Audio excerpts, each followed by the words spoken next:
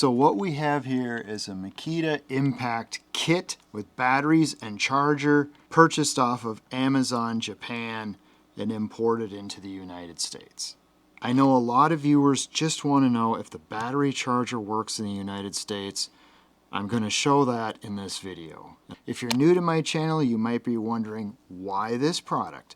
Why pay to have it shipped from Japan? Why would anybody do this? Let's get those viewers caught up to speed. One of the main reasons is cost. I paid about $140 US to have this kit shipped to the United States. That's DHL, 3-day air, full tracking, 2 batteries, a charger, and the pen impact. $140. This kit today on Amazon and Home Depot is $259. And you can tell by the switch, this is the pen impact. Don't get it confused with the pen driver. This kit today on Amazon is $188.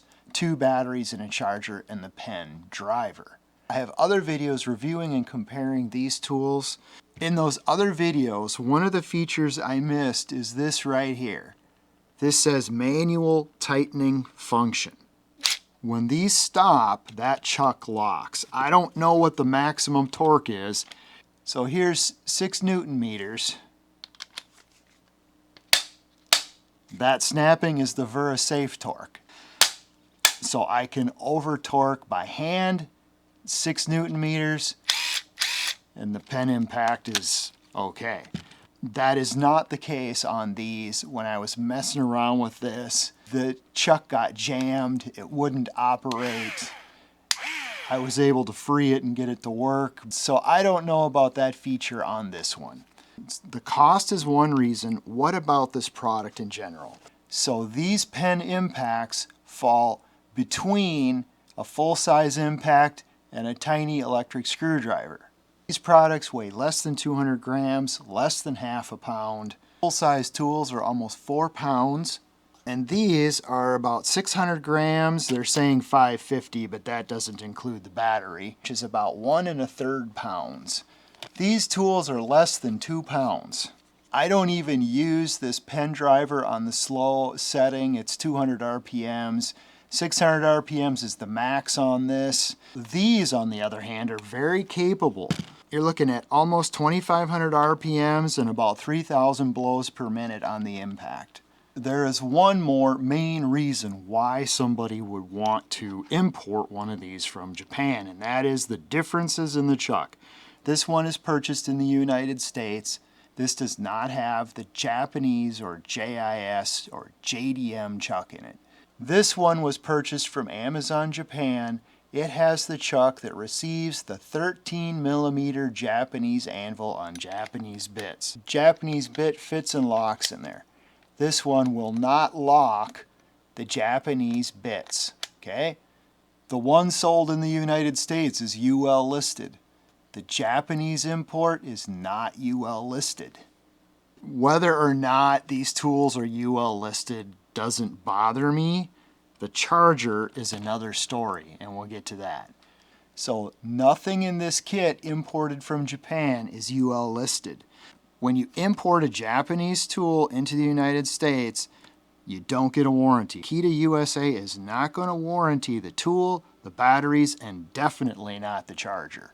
This carrying case is not the best. I think the sticker is on upside down. But this case is better, I think, than that soft side case. But it's not as good as this case.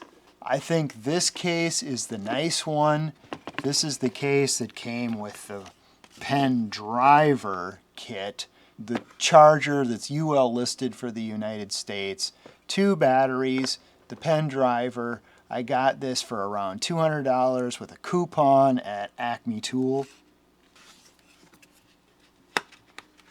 They've got this cut out in the foam so that it doesn't actuate the switch if you forget to lock out the switch.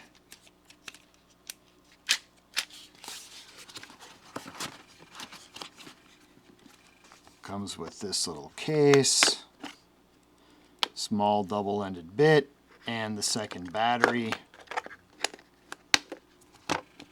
these batteries compared to the US batteries, the label is different and it's all in Japanese. So if you were going to try to get this battery replaced under warranty in the United States, they would know right away that this battery came from Japan. Other than the labeling, I believe that the batteries are exactly the same. Let's get the case out of the way. I could not find a DC07SB for sale in the United States. I don't think that this model is sold in the United States with different English labels on it. This is the one that's pretty much in all the kits, the DC10WB.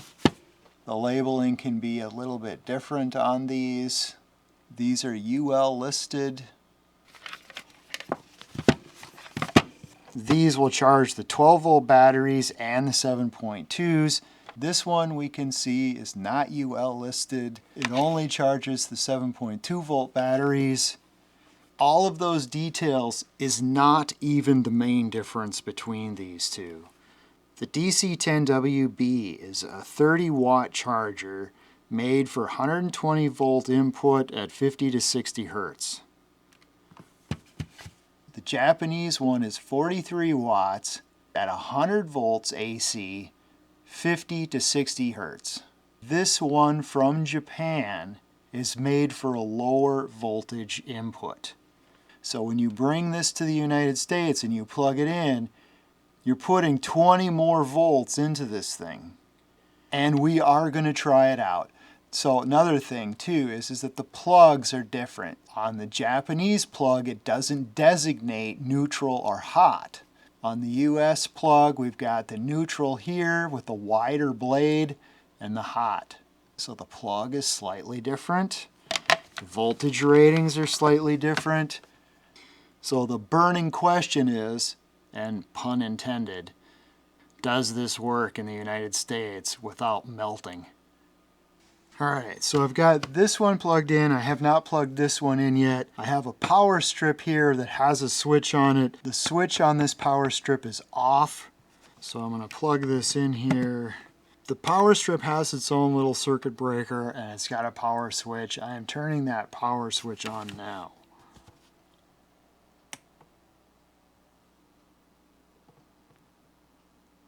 Okay. Hasn't smoked it yet. Nothing feels hot, nothing smells hot. I don't smell anything burning. Alright, let's put one of the batteries in here.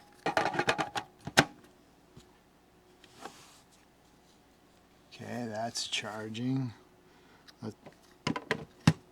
Okay, there we go. Alright. This one still doesn't feel hot. There's no fans on these. The gauge of this wire is less than the gauge of this wire. Obviously, I cannot recommend, and I do not recommend, using this Japanese charger in the United States. Go buy the correct charger for the United States for these batteries. And I also still recommend getting the batteries in the United States because then you'll have a warranty on them. They shipped it, DHL put all of the appropriate lithium battery warnings on this, and it was shipped. So Amazon Japan will ship power tools with batteries in them. This is just kind of an experiment. I know that there are some other viewers that were curious about this, and so was I. So we'll find out if it works, but again, don't do this. This is basically going to be a discarded item. I am not going to leave this plugged in like I do with my other battery chargers. When I'm done with this video, I'm not even going to use this battery charger. Alright, charging is complete. Both of these chargers feel a little bit warm on the bottom, but nothing strange or unusual, so nothing scary. Now, have they both charged the batteries to the same level? Okay, so this one sees that one as full.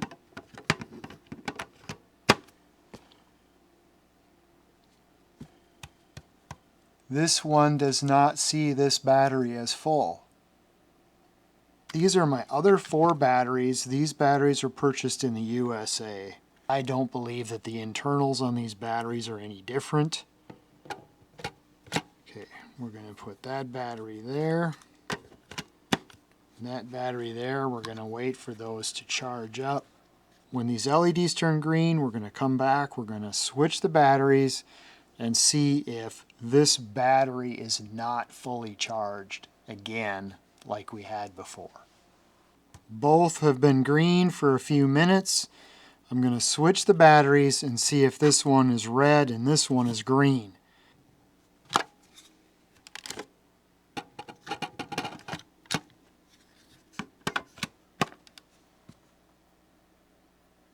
Okay, this one here is also red. Okay, so this one is green. Okay, so it had nothing to do. I'm going to do the same thing again with these 2 batteries. Wow, this one sees this at 80%? That just came off of here, of full green. Let me just check the temperature. Yeah, I mean, this feels cool to the touch.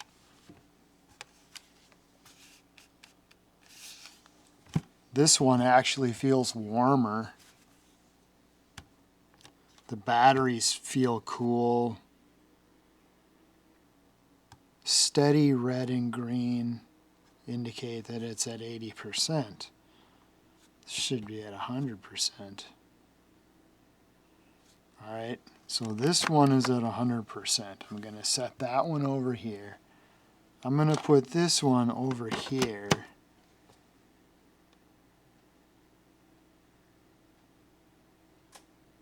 And it goes to green. Okay, so if I put that back over here,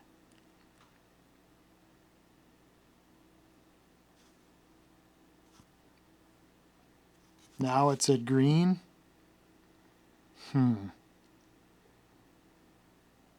That just seems weird to me. I don't know. Okay. All right, let's take this battery, let's set that over here. And let's take these 2 batteries and go like this and like this. All right, so we'll charge these up. We'll come back when they're green. All right, we're back. First round, second round, this is the 3rd round. Both are at green. We're going to swap them and see what happens.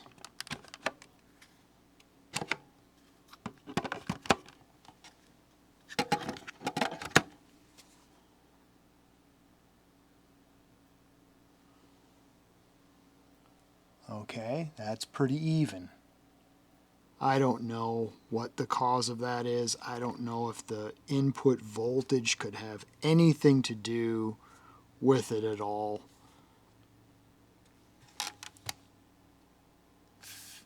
This one is a little bit warm, nothing scary. This one is a little bit warm.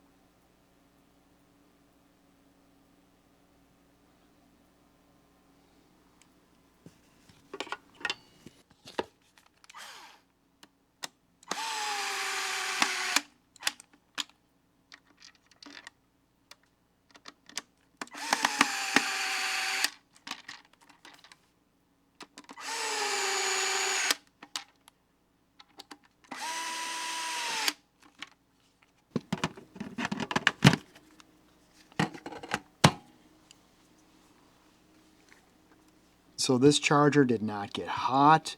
It didn't get damaged by plugging it into 120 volts AC. These examples here are non-resistive loads. These are not induction motors. The first thing that this does is it rectifies AC to DC. If the rectifier components that convert the AC to DC inside of this are rated at 250 volts, then even at 120 volts we're well within the tolerances. But I am not an electrical engineer, and I do not know if every single component in the rectifier is rated for 250 volts. So I am not qualified to tell anybody that this is 100% safe to use in the United States. Let's talk about a shopping strategy from the point of view of discarding this item for the sake of safety. I can find this charger by itself on Acme Tool for $62, Home Depot for $64 today. I paid $140 for this kit shipped from Japan. So if we discard this charger, you're right around $200. That's still about $60 less than this kit in the United States, compared to $259 for the US version of this kit on Amazon and Home Depot. And if you buy the Japanese kit, I think all black was a color choice on Amazon Japan. I'll give you all those links. You can do all the comparison shopping. And if you're also interested in the pen driver, right now on Amazon USA, the pen driver kit with 2 batteries and a USA charger is $188. That's a very good price. Then you can go to Amazon Japan for the Pen Impact tool only in choice of colors. Tool only from Japan, shipped DHL, is around $75, which is strangely cheaper than the tool only pen driver from Amazon Japan is $82. So there's plenty of cost-effective options to keep you away from using the Japanese charger for these tools in the United States. I apologize if this was not the in-depth review of the tool itself that you were hoping. Check out my YouTube channel, Bzoig. I have other videos going more into depth on these tools. Regardless, I hope you found this interesting and helpful, and as always, thank you for watching.